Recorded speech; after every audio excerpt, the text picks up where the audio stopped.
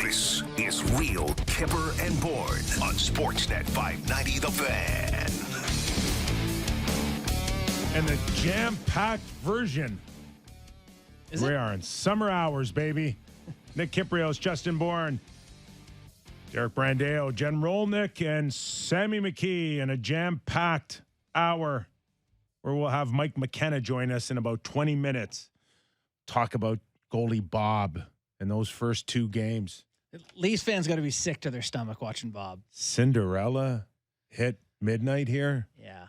I know I saw McKenna tweeting last night, and he was talking about how people who were critical of Bob last night don't know goaltending, talking about Florida's structure and the guys in his lane and whatever.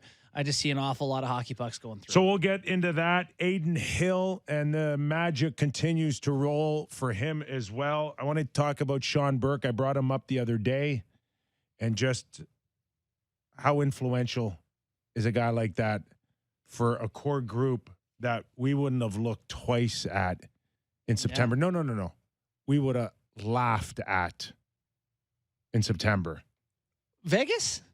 Or you're doing the goalies? I'm talking about the goalies. Okay, yes. I'm saying that we would have laughed if we would have sat in September and said the likes of Aiden Hill, Laurent Brossoit, Logan Thompson, and Jonathan Quick would get you 2 games away from winning the Stanley Cup. What's crazy is last night, and I forget who tweeted this, but in the game last night, there was a combined cap hit between the two goalies of like $2.8 million. And on the benches between Bobrovsky and Quick, there was $15.8 million in goaltenders. Tons to get into with Mike McKenna. I do want to start the show, though, going a little off the board, because that's what we can do. You can do whatever you Go want. off the board. We're going another sport for just a few minutes. Oh, my God. Let's do it. All right. Liv and PGA are getting married. Yeah. Oh, my God. Oh, my God. Odd couple. It's happening. Okay. Opposites attract, baby. Opposites, a nonprofit and a murderous This Saudi is regime. a big story. I have to Massive. say that when I saw that story come across my Twitter feed today, that's as floored as I've been ever. Unbelievable. In my life. Like no hints, no like, Nothing. oh, this may be coming. It was just, this is happening. And I have a hard time making sense of it until Bourne said some stuff to me today about from maybe a potential lawyer, some lawyer speak on it, which it's all money. It's 100%. It's all money. Right. But I do feel It's all about the money. I feel for a lot of the players. Why? Because they got played like fiddles. Yes. Rory got played like a fiddle. 100%. Justin Thomas got played. Go out there and fight until we tell you don't, because we're all about the money. And a lot of people within the golf media and media at large, not just the golf media, who really stuck their neck out there for the morals of the PGA Tour. To watch you crawl. And then immediately, not even a year, like it's year to the date of the Liv's first event. Well, not to the date, but couple weeks here.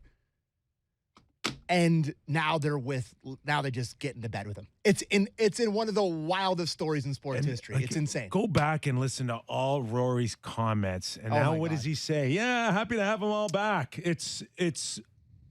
But the problem it's is humiliating for him. But 100%. the problem is there was nothing ever wrong with anything he said about it. He was on proper footing with it. He's now just been put in such a bad spot by the people who he went to bat for.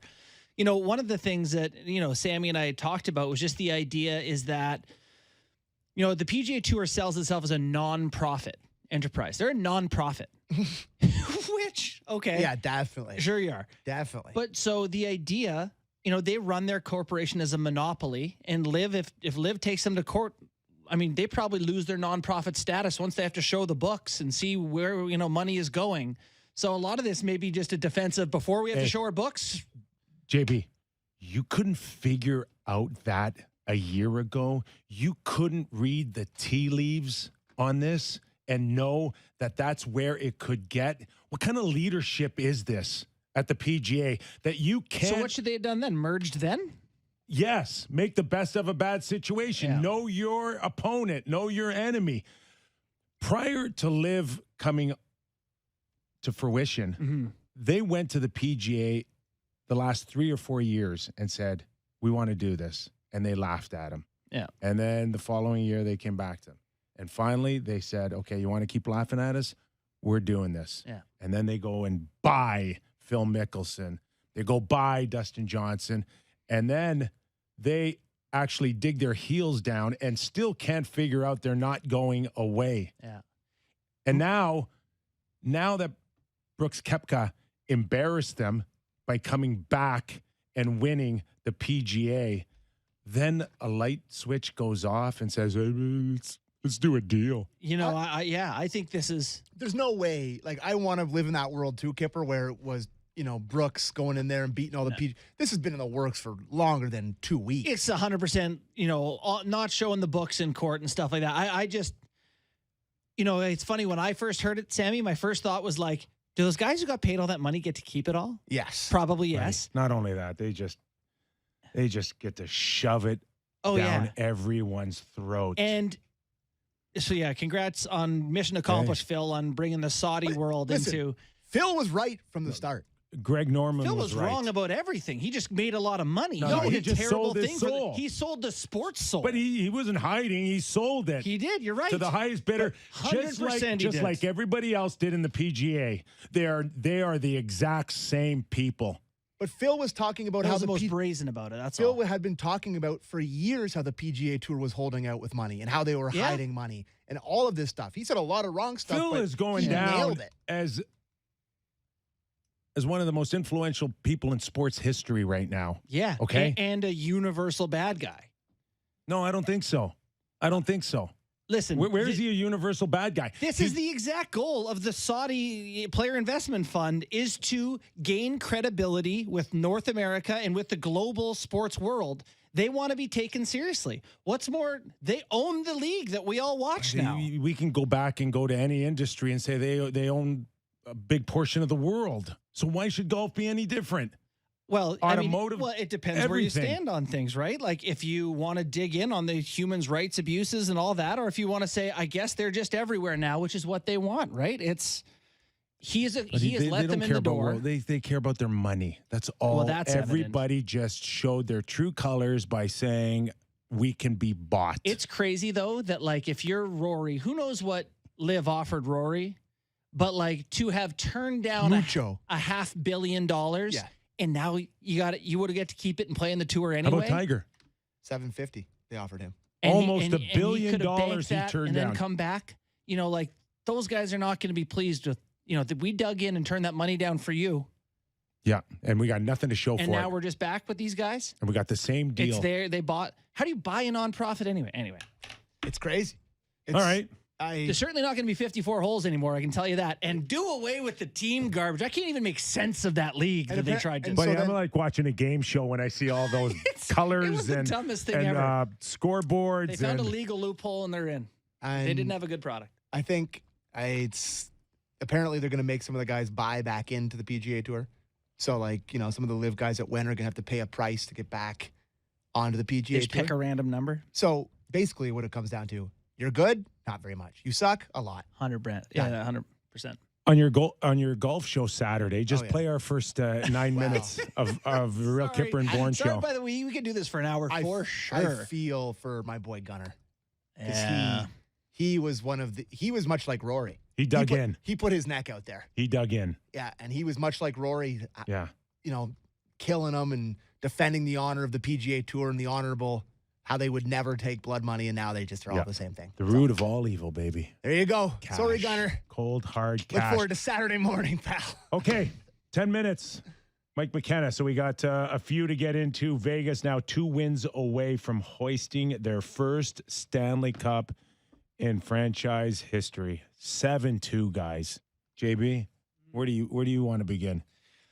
I mean, it was a non-match last night. It was just not a hockey event. Vegas was so good. I tweeted last night, is this Vegas being bad, Vegas being good, Florida being bad, or a little of both? I don't know where you guys fall on it, but Florida looked like the team they were all year last night, and Vegas was dynamic, they were, I mean, Vegas, it doesn't look like a close hockey event to me right now, which is really frustrating. So I don't know. Kudos to Vegas. I thought some excellent play from Stone, Stevenson, Barbashev, Eichel even. We'll get to that, I know, but just a great performance from the Golden Knights, and looks like your boy Darren Millard's going to be sporting some jewelry. I just have to go back, and I'm not sure even if the 10 days off would have mattered with the depth of Vegas, but it did something to them. It forced them to have to come out in the first or second game and just hit it right off, and they have not been able to, and now they are in serious catch-up mode. But I do believe that we're going to look back and think 10 The days. break. I think it was 12. Was it 12? Whatever it was, 10 or 12. Whatever it was. Yeah. It's hard. It's really hard. Yeah.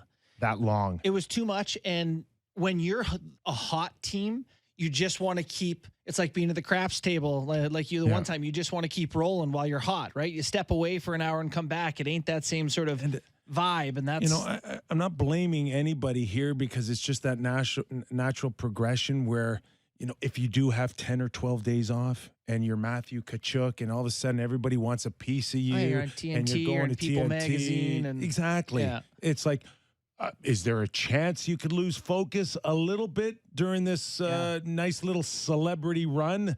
Yes, absolutely there is. Yeah.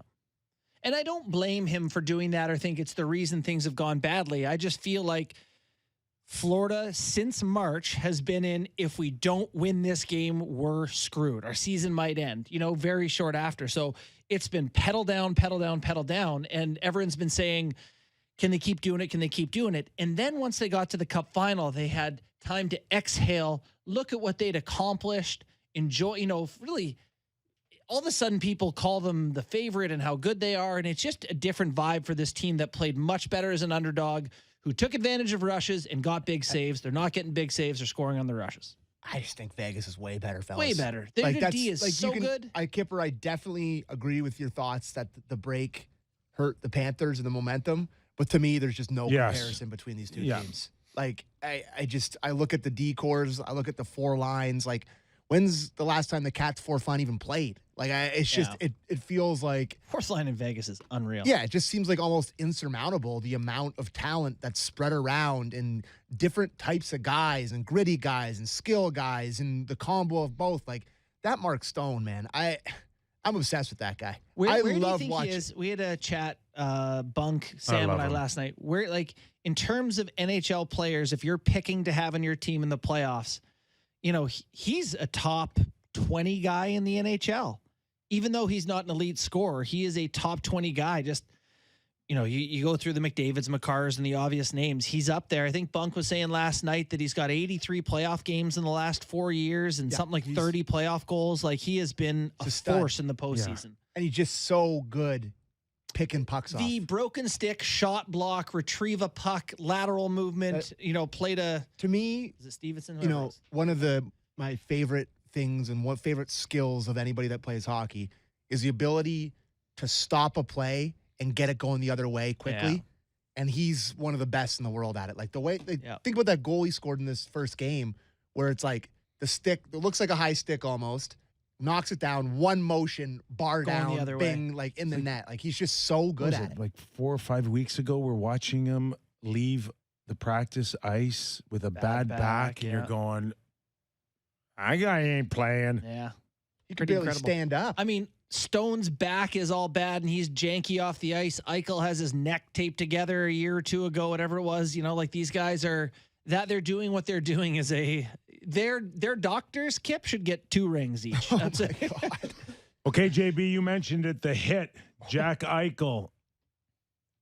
Oh, my God. When Matthew Tkachuk absolutely laid him out as good as any open hit you will ever find. At the perfect time. Down 4 in the game, down 1 in the series, second period, perfect. Let's go to Bruce Cassidy, head coach of Vegas, on Eichel getting hit.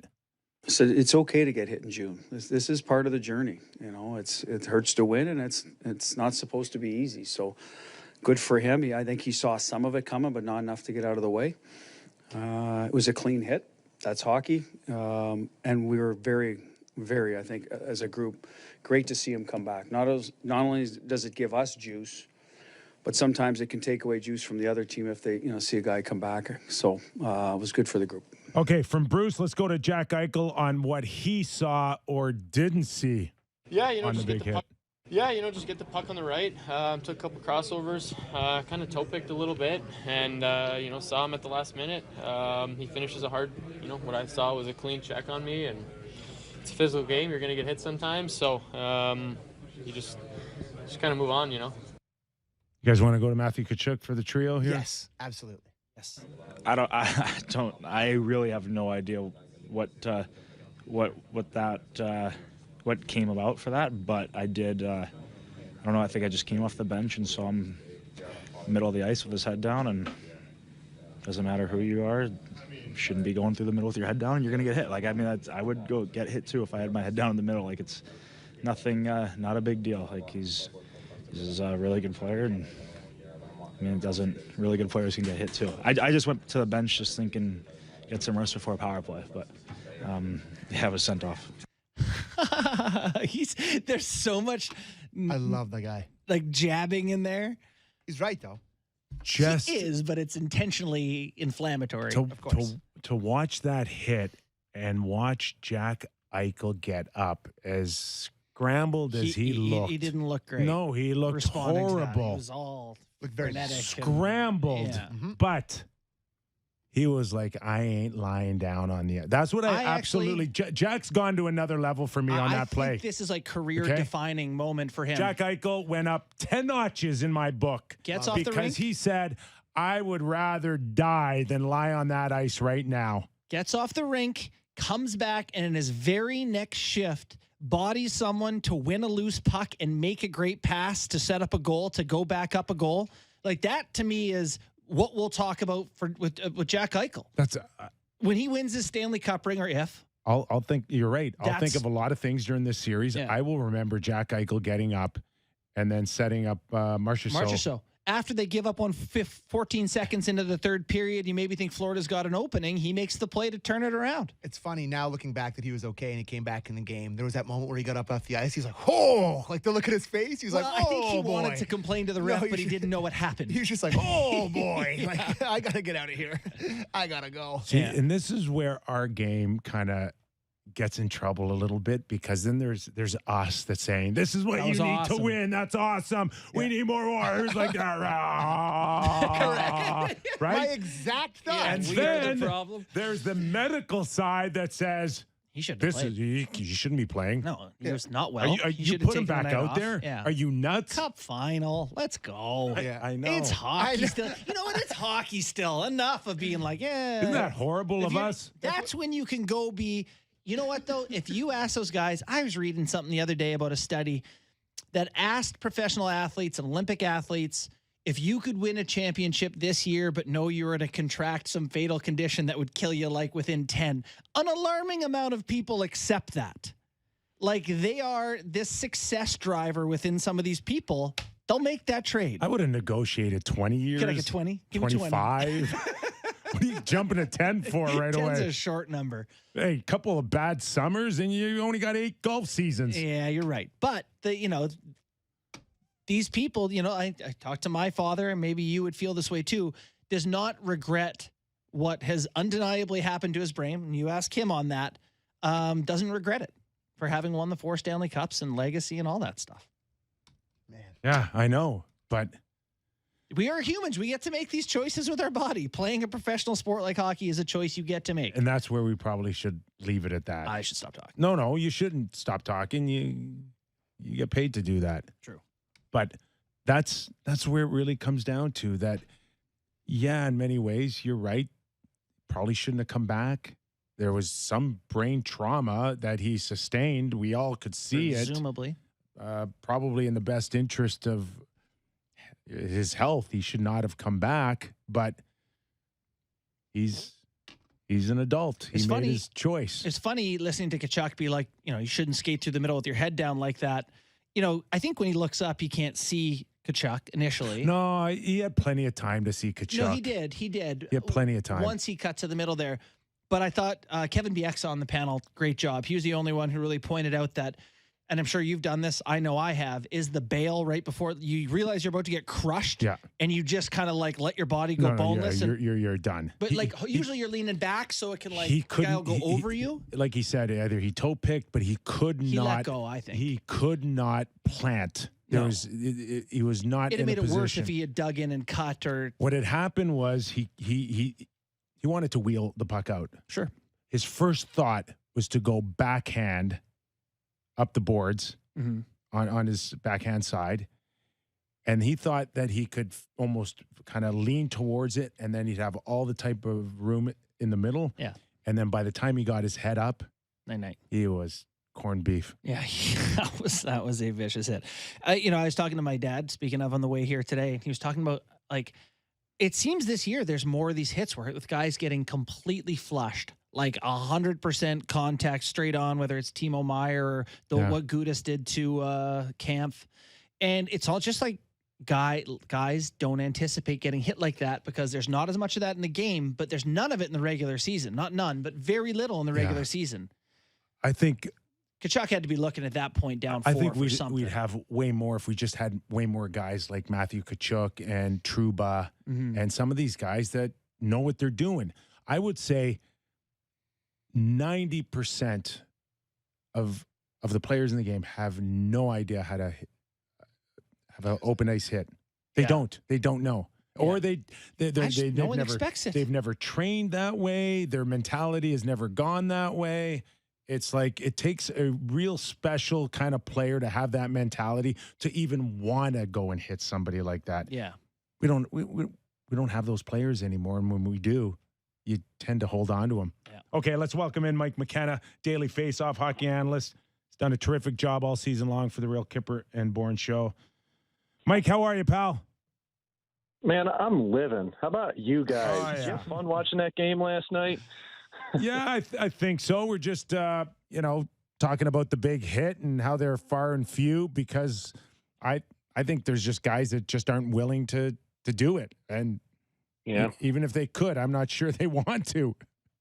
Yeah, well, you think about how well-rounded a lot of players, I mean, they used to be, right? You had to be able to give and take a hit or you weren't going to make it. And there's less of those players now. But I will say this, it is funny to watch the Stanley Cup playoffs and see how players you may not expect it from, or players that don't hit or play tough regularly during the regular season. You get this deep, it really starts to go because, man, I watched Ivan Barbashev get traded out to the Vegas Golden Knights at the trade deadline, and he was fine with the Golden Knights during the regular season, but that guy turns into an animal in the playoffs, man. He broke Sam Girard's sternum last year against the Colorado Avalanche when he was with the Blues, and now he puts Gudas out with a massive reverse hit. Like, some people can just step up and make it happen. Yeah, and you just can't live like that 82 games a year. Or some guys prefer not to live like that, even if you can. So that's part of what makes playoffs fun is finding another gear. We wanted to talk to you about the goaltenders and finding another gear. Adin Hill in the net for Vegas. This guy, if I recall talking to you about this, I think you like his game a little bit. Where do you stand on the idea that some of these guys that don't make a ton of money, who aren't the starters, aren't that much different in terms of quality of goaltender than the guys who are starters? There's not much of a difference any longer. Like the delta between your best goalie in the league and the worst goalie in the league is just so small now. And that's been helped since I retired, obviously. But, you think about, like, you've got this mid-pack of goaltenders. Thanks. I try. Occasionally it comes to me. But, occasionally you look at it, though, and you get this mid-pack of goaltenders that are pretty interchangeable. And I've said this for years, that goalies typically they get more credit than they deserve, and they don't get enough credit when the team doesn't play well. So if we don't have this big performance gap any longer, is it feasible to think that teams can run with two quality goaltenders and win a Stanley Cup or go deep in playoffs?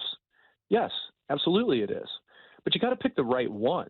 You got to pick stable ones, and you have to have a system that surrounds them. And to be truthful, at the start of the season, I did not expect Adin Hill to be able to do this. There's an unofficial stat that I've been keeping track of. It's called time on butt per 60. And he was really high on the list. Him and John Gibson were probably like 1-2 in the NHL. And he's taken that number and lowered it so much during the course of the year. And I have no doubt in my mind that that's a product of working with Sean Burke, a goalie coach in Vegas, because, he had a similar body type and probably is the guy preaching, hey, play inside out, let the game come to you, which Hill has done for the most part. So, you can't argue the fact that Bruce Cassidy's system is making goalies look great in Vegas. Okay. Hill, I'm not taking a thing away from this guy. I think he's been awesome in the playoffs. He's stopped just about every clean shot he's seen. That's all you can ask for. But when you look at the shot map from last night, I'm looking at it right now. Vegas put 7 shots into the top third of the net last night. They scored 2 goals there. Florida, 2. 2 shots in the top third of the net all last night. How are you going to score on a guy that's as big as Adin Hill with those big flippers of his if you're not going to raise the puck? Those glove saves he's making, they're all in the middle of the net. Yeah. They're right in his glove. He's picking cherries. And part of that is because the Golden Knights have given no time and space to Florida. They're not letting them pick their chances. We're talking to Mike McKenna, Daily Faceoff hockey analyst. Mac, when we think of Adin Hill now just being 2 games away and such a small sample size, he's also a UFA. And he's 27. It's not like he's 32 here. If he closes this thing out, where does this put him July 1st? Well, it puts him driving a Lamborghini compared to driving a Yukon. I'll say that. Here's the thing. I think Adin Hill was probably due for a pretty good raise in the first place. He's making just about a little bit over $2 million on a 2-year deal, and of course that's expiring at the end of the season. But he's put himself into the lexicon now of showing that I think he can be a number 1 goaltender in the NHL. But I do think that it's most likely to happen with Vegas as opposed to taking a gamble on another team. If he goes to another team, I'm not sure what that might look like. So I would very much want to stay with the Golden Knights if I'm Adin Hill. Because first off, if and when they win this Stanley Cup, because I don't know how Florida's getting out of this the way they've looked after the first 2 games, he's going to be a legend there. He could play there kind of as long as he wants unless the wheels fall off. And I think that there's a need with that team to have affordable goaltending. And by affordable, I mean you got Logan Thompson next year under $1 million. Even if they give Adin Hill $4.5 million for 3-4 years, probably being the top end of it, that's manageable from a cap hit standpoint. And they need to thank him, even though they're up against the cap. So I think it's a little bit of give and take. I think on the open market, Hill could probably do a little better than Vegas maybe, but I don't see any way where he's going to be under $4 million. That's the going rate for a number 1 goalie in the NHL, much less one that's performed like this under the pressure and won a Stanley Cup. Guys, Cal Peterson's making $5 million. He was stashed in the minors, and he's getting traded right now to Philadelphia. Tell me Adin Hill's not worth more than that contract. That's the comparables you're looking at. We are a Toronto Maple Leaf show. Would you rather have Adin Hill or Samsonov? I'd like to have Samsonov because I know that Joseph Woll is the guy that I believe in, and I think that by the end of next season, he might be knocking on the door to take over number 1 and do so at a more affordable cap hit. And I like the control that the Leafs would have over Samsonov as an RFA. So, Samsonov here's got to play this carefully. He already had 1 team give up on him in Washington. He's got a team in Toronto that I would have to believe likes him. I mean, obviously Brad Treliving's coming in. That's a different general manager, but you got Brendan Shanahan still in place. There's other people still there. They've got control over what they could do with Samsonov. I think that if you're Samsonov, you look at Toronto and think this is a good place to be. I just don't know if he's going to be the guy that could win a Stanley Cup. And we had this discussion during the season. I think Woll's ceiling, guys, I really liken him to Jake Ottinger in a lot of ways here. And it's a little bit different. Keep this in mind here, guys. Say it again. Mike. Keep it in mind. With all due respect. Yeah, follow my train. How much follow have my you train watched? Of thought here. How much have you watched of Woll that you're so confident? I watched him for 5 summers training him firsthand, knowing his personality. So, of course, there's a vested interest here. But my point is this. When you look at them, when I'm talking Ottinger and Woll as teammates at the U.S. National Team Development Program, even par. You look at what they did in college, BU, BC, even par. What happened to Woll is that he didn't have a great first-year pro, and then injuries and COVID slowed down his progressions, whereas Jake Ottinger hit out of the ballpark right off the bat. I think the ceiling is similar there. Now, I'm not saying Woll's going to be a world beater, but I think he has a higher ceiling than Samsonov because he has more structure to what he does. Samsonov has to find that structure in the next year or two. And that's why if I'm tree living, I wouldn't go over 3 years with him. I think you look 2 to 3 years. Again, going rate on a goalie, you're probably looking 3.5 to 4.5 for Samsonov. That's just reality of what it costs for goaltenders that have that experience, especially if Vanacek got $3 million. Linus Ullmark got $5 million after playing not a single playoff game with the Buffalo Sabres. So I like that combination. I would not go outside to pick up an Aiden Hill in that case. We are wool in over here. Look at this. This is a very I like that assessment, though. really good, really good. The wool thing's interesting. If you believe in him, it does change how you feel about your other guy. I guess we have to ask you about the guy who was the best goalie on earth until he wasn't here in Bobrovsky. I saw your tweet last night that said everyone giving Bob a hard time, doesn't know goaltending. Tell us what's going on with goalie Bob in the finals for Florida. That's right. And let me be very specific on this. If anybody lays last night's game specifically on the shoulders of Sergei Bobrovsky, get out of town. And I think that's true for the first 2 games of the series. Reason being, man, he hasn't had the team playing defense in front of him at all. Like the number of pinches that have gone wrong and led to odd man rushes going the other direction for Florida, it's absurd. It's absurd to see Aaron Ekblad leave the slot to go chase a guy in the corner and leave it wide open for Marchessault to come striding right down the middle. Like, you can't do that. Like, it didn't matter who was in the net last night. The Panthers were going to get crushed no matter what. You even saw Alex Lyon go in and make 2 or 3 unbelievable saves and still allow 3. So this isn't on Bob. What it is on, though, is on Bob to find a way to be better. He's got to communicate to his defensemen that they cannot keep taking his eyes away. They have to give him the short side shot. They take the far side. Do not cross my side of line, my eyesight. You can't do that. Bob has to communicate there. He has to make that clear. I didn't like the first goal against last night. He's looking on the wrong side of the screen. Mark Stone was playing right in front of them. He should have been looking short side. But beyond that, I don't have much of a complaint other than this. I do think Sergei Bobrovsky last night was a little bit impatient on his edges. I think he needed to beat pucks on his feet rather than sliding into them, and it put him behind the play a little bit. So am I saying he was great last night? No. Is there room for improvement? Yes.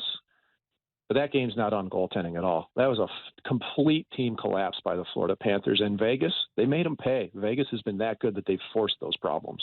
Mike, what would 10, 12 days off do to a goalie with rhythm, the mindset, and where does this play into the first 2 games we've seen out of Bobrovsky?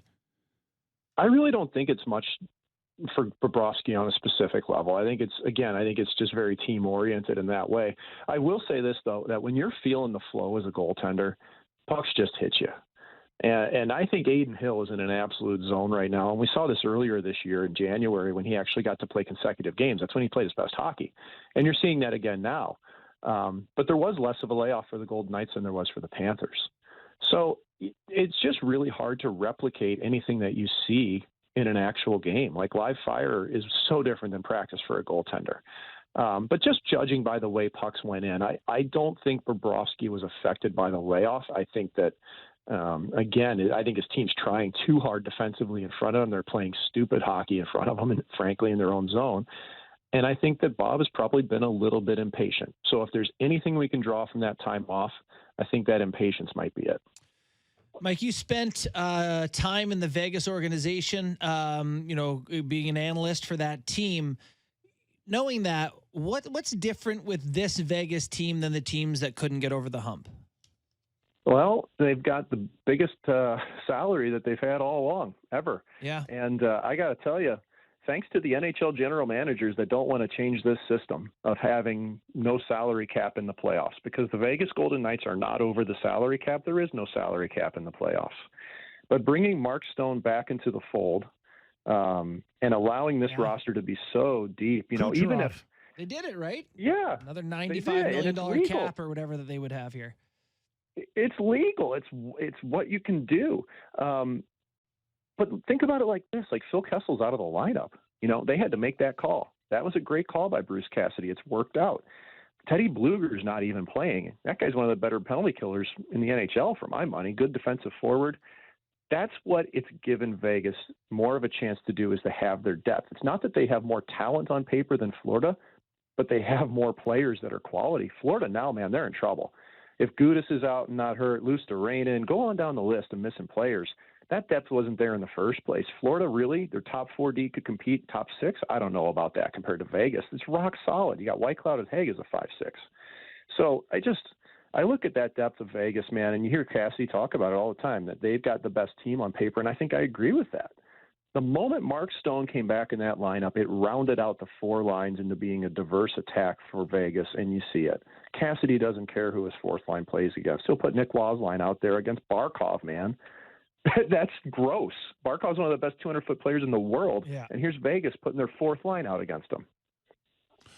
All right, we just we got to get going here, but have we got any more word on the 3-way trade between Flyers, LA, and Columbus? And I'm just wondering where you think Carter Hart ends up in all of this. I'm curious to see because LA needs a goaltender. Korpisalo is obviously going to be on the market as a UFA. I really believe in Carter Hart. I think he's a fantastic goalie who hasn't gotten a lot of help out there in Philadelphia. It would be a massive breath of fresh air if he would be the goaltender that was going to LA and thinking about Peterson coming off the books. Maybe that makes sense.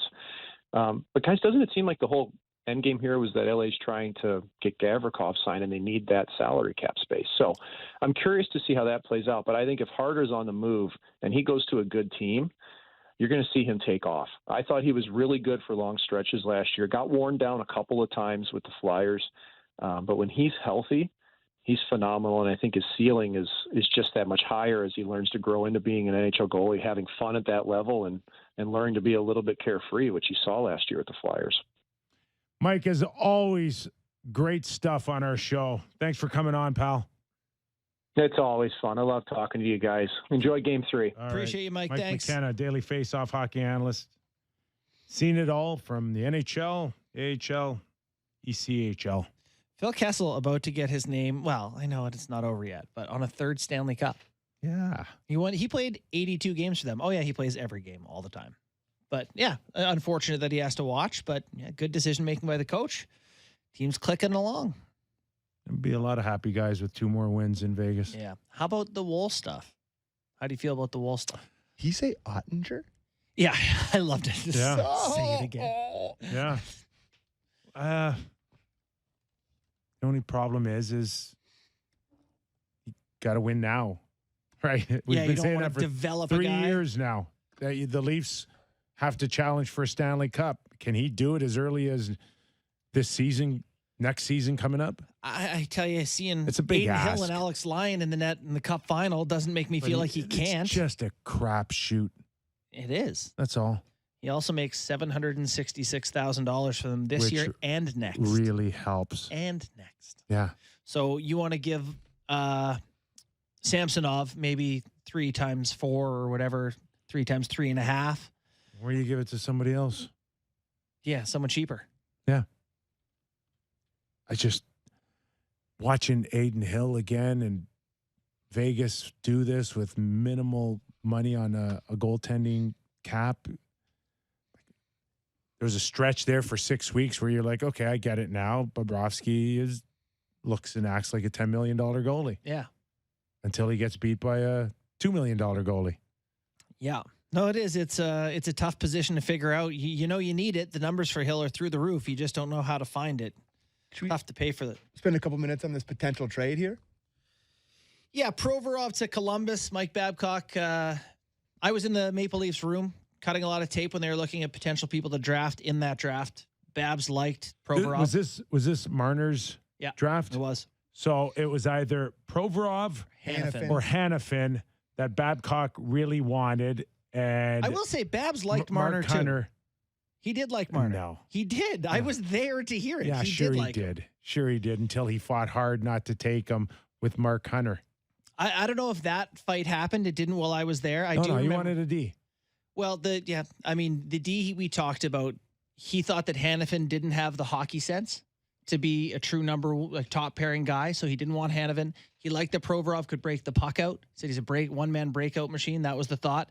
And he liked Marner, but I remember them watching Marner tape and him going, what does he do when he doesn't score? And that was the whole, they made him into a penalty killer, essentially, right? That was a Babs initiative. Can we do more than just get points? It's going to be really hard for Babcock not to be the biggest star for the Columbus Oh, Blue he's Jackets. going to be the biggest star. He is obviously. And gonna I be the am biggest- tuned in. Yep. Can't wait. That's just Can't wait for him to do the next presser, dripping sweat after running laps around the concourse, doing the right things. Yes. Doing the right things. It's so fun. To one camera. Yeah. The funniest thing, like to contradict the two coaches last, like Keefe's morning availabilities where he's talking for 11 minutes. Babs was a hard 3. See you guys. And he just run out of there. Yeah. Hard He'd 3. been up all night grinding through video. Although I will say Babs used to get there at like 5:30 in the morning or something. He put in his time, but Love it. didn't want to chat about it. Well, be interesting to see how this works out with Johnny Gaudreau and Babcock, and the ability. Patrick Laine still there? Forgot about that guy. And the ability to now. I don't know. Is it more of a destination for maybe potentially free agents? Columbus is like the island of misfit toys. They're like, yeah, Laine wasn't happy. We'll see if we can fix him. We'll see if we can fix. They just seem to like, Provorov had some issues. Let's see if we can fix him up. They just seem to be trying to fix guys like the old Patriots used to. Any thoughts, indications on where Carter Hart might be off to there, Kip or Borny? Not offhand. I got to think that Buffalo got to be. L.A. Buffalo got to be. L.A. needs to win next year Buffalo's too. interesting. L.A. needs to win next year too. Yeah, could they complete a bigger piece of this with Hart going there? That's an interesting thought. Sam McKee before the show, I will say, gave the old, is LA clearing cap space?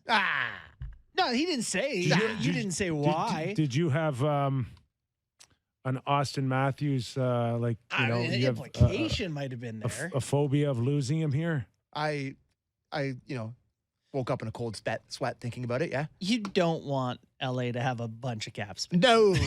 That's all I'm saying. That's something I would prefer not You'd to prefer happen. them to be jammed up against the roof. Give Gavrikov $6.5 mil, please. They know Kopitar's deals. Yes, we know. We've heard about that's that. come up. That is that thought. Yeah, is that true? Take it easy there, Leaf lovers. Take it easy. God. It's in the show logo. Is any Brad Tree living in California or in Arizona sightings? Tree up to anything? We hearing anything? You fire a coach, talk to Matthews. What's going on? I'd love to see a picture of him in in Arizona with Matthews. They're Kyle. both, Just they're a both true wearing north. Kyle fired 8-10 guys his first day. Yeah. It's his show, baby. We got to make room for all those Leafs people who are coming over. They're going to have the picture of them. Everything's great. Playing golf, wearing off-white Nike shoes. Him and Treliving are in Arizona. When I see that, I'll be happy. Yeah. That's when you know they're playing in slides and socks. Yeah. All right. We got to get out of here. All right, we got to go to break? Yeah, we should break. All right, we're going to go to break. After the break, we'll come with Sammy's playoff picks on Real Kyper and Bourne. Back after this.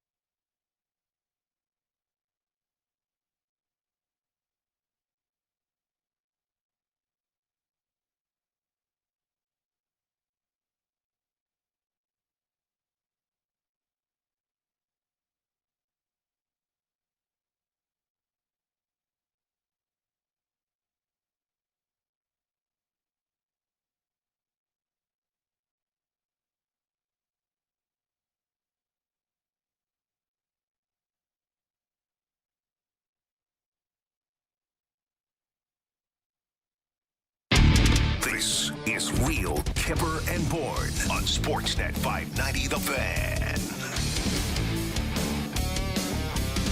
All right, Sammy boy, let her rip. Time for playoff picks presented by Bet365. Visit the app for the latest odds.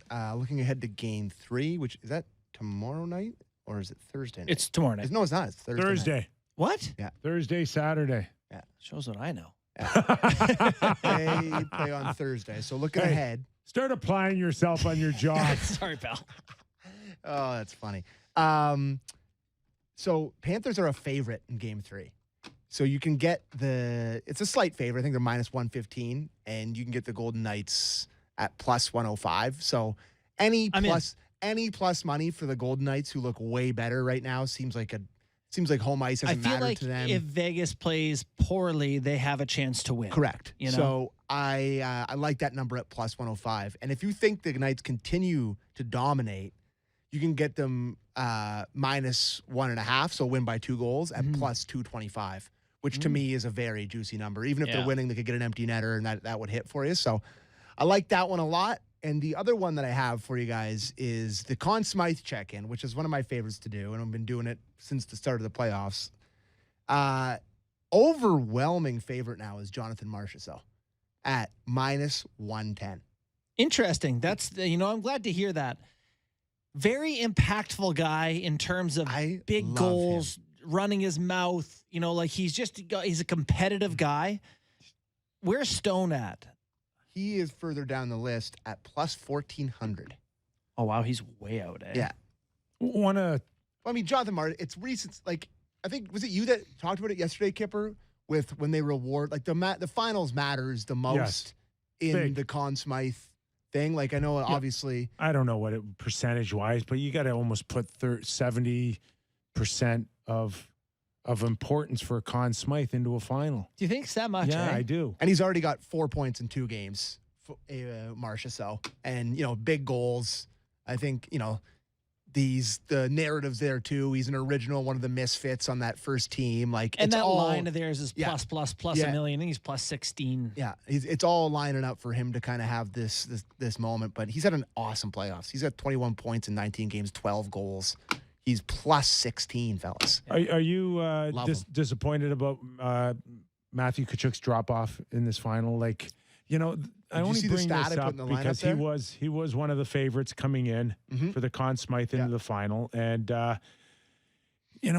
just listening to the conversations about Matthew Tkachuk coming into this final, how he is the new face of the NHL. Well, I don't know about that. I know. That's what I'm trying to get to. Okay. Is that everybody loves a player like this. Yeah. But when you have a side to him, you'll never put him in the same bracket as a McDavid or. Well, nobody's in that bracket. I'm just saying though. Yeah. No, but you think it's because of the physical edge and runs his mouth? Go search up a couple of articles on conversations about how Matthew Tkachuk is now the new face of the NHL. I've seen them. That was out there.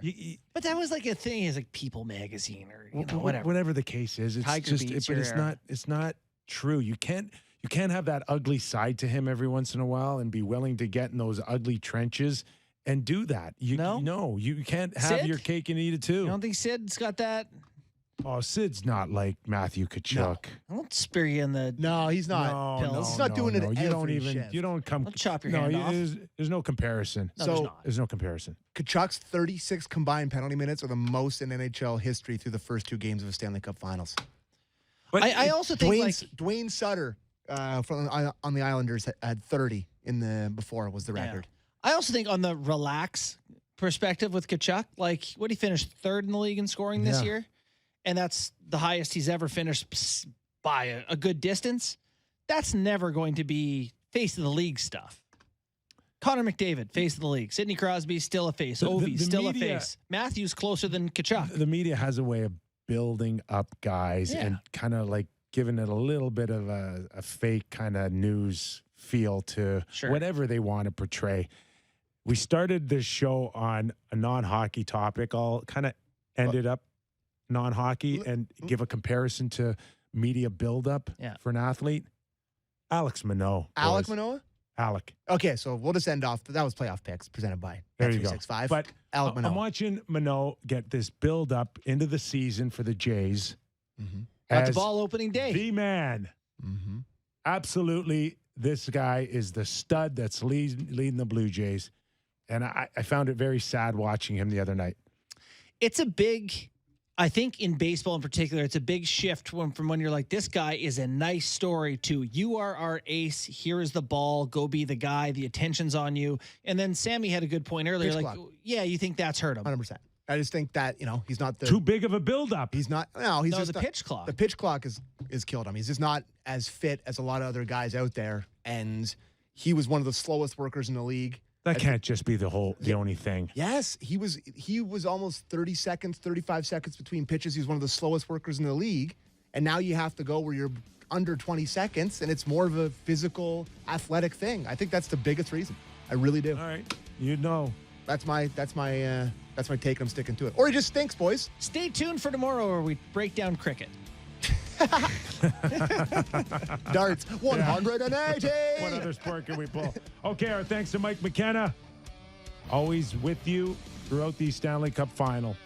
Nick Kypreos, Justin Bourne, Sammy McKee. We're back tomorrow.